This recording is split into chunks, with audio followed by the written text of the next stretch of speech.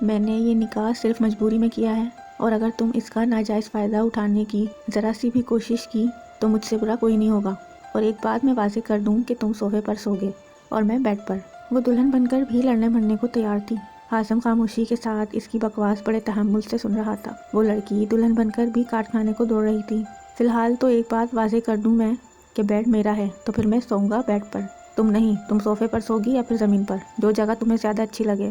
وہ بے فکری سے کہتا کالے سیاہ رنگ کی شال اتار کر سائیڈ میں رکھ کر فریش ہونے کی غرض سے تولیہ کیبنٹ سے نکال کر واش روم کی جانب بڑھ گیا تھا، جبکہ مہرماں مٹھی بھیج کر اس کے باہر آنے کا انتظار کرنے لگی۔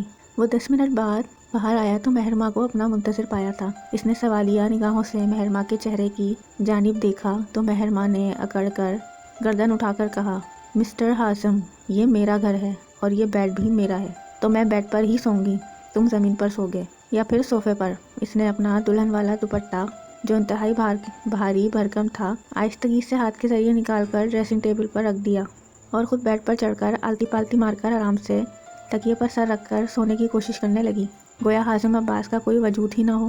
اس کمرے میں اس کی اس حرکت پر حازم تلملاتا ہوا آگے بڑھا اور اس کے سر کے نیچے سے تکیہ کھینچ لیا۔ یہ کیا بدتمیزی ہے، تکیہ دو مجھے، نیند آ رہی ہے۔ مہرماں کا غصہ عروج پر تھا۔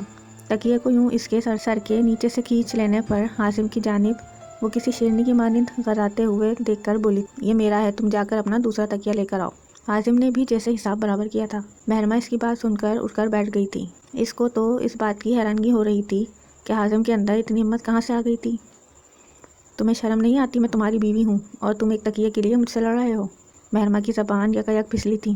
واہ، بڑی جلدی یاد آ گیا تم کو، تم میری بیوی ہو، اور کیا تمہیں شرم نہیں آتی؟ ایک بیڈ کے لیے اپنے شوہر سے لڑ رہی ہو۔